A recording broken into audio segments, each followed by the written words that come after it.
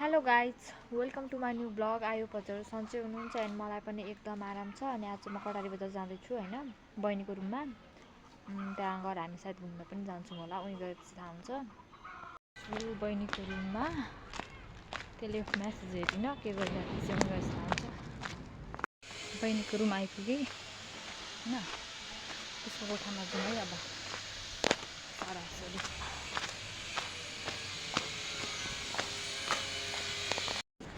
के गर्दैछ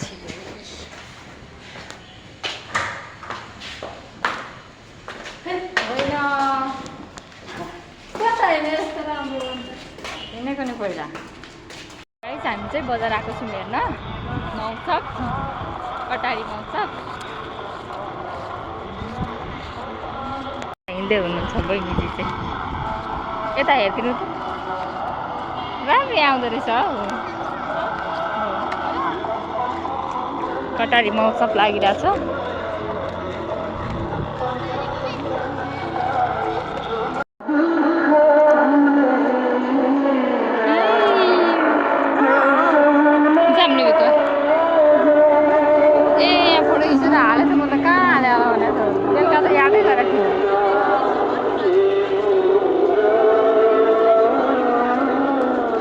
यतातिर कहिले बसिसक्नु टेन्सन लाग्यो अनि अब एकचोटि दुईचोटि भन्दा आइँदैन, पैसा छैन।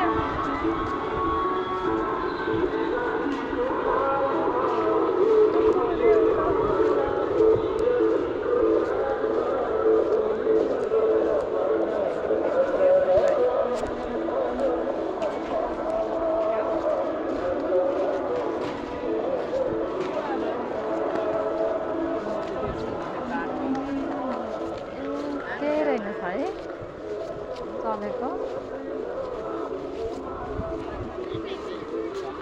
कता होइन, जाउँ न पानी पनि खाएर।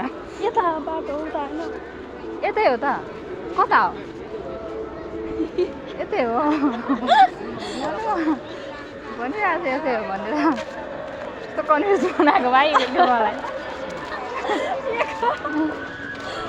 म त उता पर्छ मात्रै हेरेँ, भाडा कुडा यस्तैमा ध्यान जान्छ मलाई। फेरि मलाई भाडा न कुडा एकछिन त मान्छे कन्फ्युज भइदिएर। यता हो, म यता भन्छु उता हिजो कहाँ देखाएको थियो यो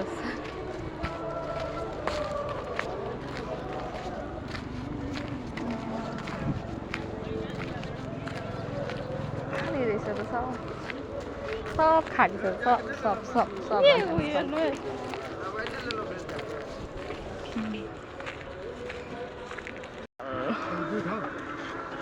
हजुर होइन एक ठाउँ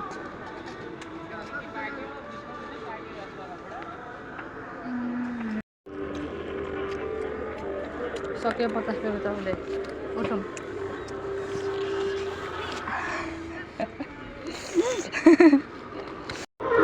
गाइस हामी चाहिँ फर्किसक्यौँ मेला घुमेर।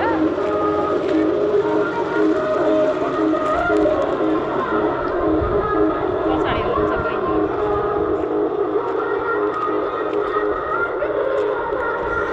आज चाहिँ रचना रिमाल आउँदै हुनुहुन्छ। सो सबैजना आउनु भयो हेर्नलाई, तर म चाहिँ आउँदिनँ, कसै छैन। इन्सुरेन्स पसल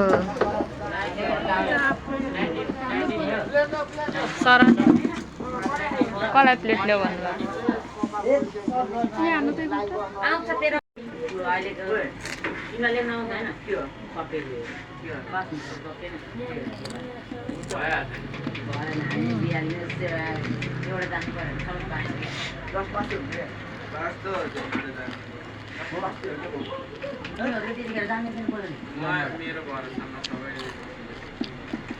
मेरो पछाडि बस्ने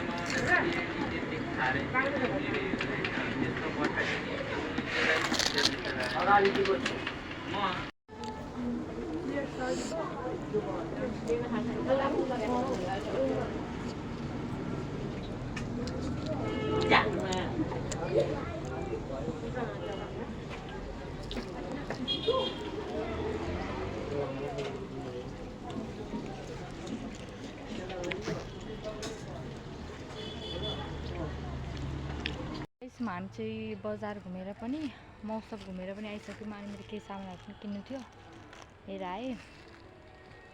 सो बहिनी आफ्नो रुममा गइसक्यो अनि म मेरो रुममा आएको छु। Thank you for watching, by.